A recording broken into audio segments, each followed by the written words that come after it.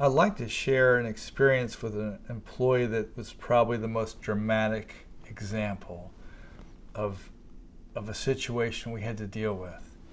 And this happened only 5 years ago. An employee was coming back from a project site and was in a severe wreck and was taken to the hospital. And I was called to come to the hospital with our second person in command. And we got there and he was in serious condition. And to make a long story short, he underwent a number of initial operations to keep him alive. And then at some point, you have to deal with all the things called workers' compensation and how are you going to, what insurance is going to cover this and how you're going to keep contact with that employee and maybe even get that employee back to again working. So over the next 5 years, that employee has probably undergone 30 operations, different times. All kinds of considerations for how to support an employee like that we had to consider. Other employees went to his house, mowed his yard, took care of his garden. The company rallied around that employee to stay in contact. The employee's parents died a few years ago. His brothers were in a different state.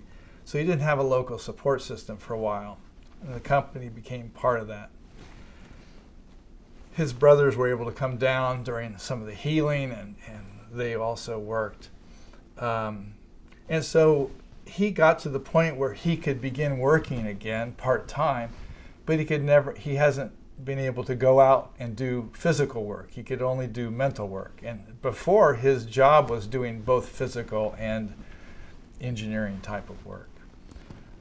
So even this very month, he's been able to return to full time, having undergone rehab multiple times because he's had multiple operations.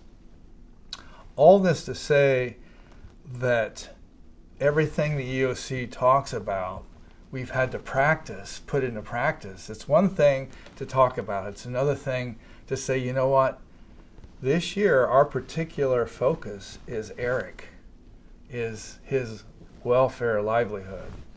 And so a lot of our resources where we could have just said, you know what, let workers' comp handle that and we're not going to be able to keep Eric. You know, it's just one of those things that happen.